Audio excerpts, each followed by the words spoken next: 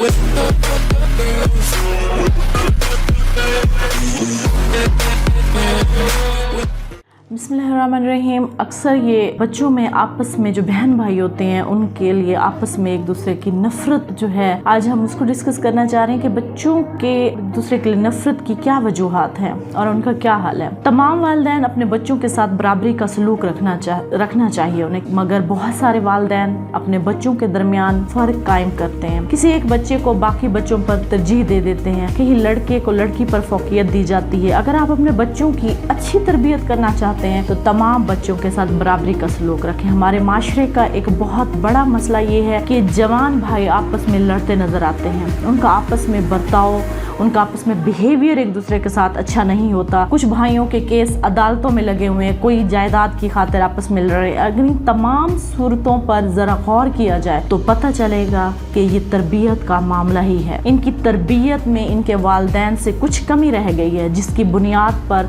वो आज ऐसी सूरत हाल से दुचार है। इसकी असल वजह ये है कि इनके साथ बचपन में बराबरी का सलूक नहीं किया गया, जिसकी बुनियाद पर इनका आपस में एक दूसरे के खिलाफ हसद पैदा हुआ और फिर आहिस्ता आहिस्ता नफरत बढ़ती गई और आज वो एक दूसरे के जान के दुश्मन बने हुए हैं। इसके बरक्स अगर आपको कुछ पढ़े लिखे और सुलझे खानदान भी नजर आएंगे जिनका आपस में बहुत प्यार होता है, भाई भाई से इतना प्यार करता है कि अपना सब कुछ बहन भाइयों पर कुर्बान करने के लिए तैयार रहता है, ये अच्छी तरबियत का ही असर है। इस बात का छोटा सा तजर्बा आप खुद ही देख लें। अगर आप घर में मौजूद बच्चों में से किसी एक के लिए खिलौना ले आए और दूसरे के लिए ना ले आए, तो दूसरे बच्चे इसको खेलता देखेंगे तो वो भी खिलौना चाहेंगे। वो बच्चा खिलौना नहीं देगा तो वो खिलौना छीनने की कोशिश करेंगे। इस तरह आपस में लड़ पड़ेंगे और एक कहेगा कि ये मेरा है, दूसरा कहेगा मेरा है, और ये फिर तेरा मेरा का चक्कर इनकी जिंदगियों तक इनके साथ रहता है, इनकी पर्सनैलिटी का पार्ट बन जाता है। वालिदैन को चाहिए कि औलाद के दरमियान बराबरी का सलूक रखें, यहाँ तक कि भौसा लेने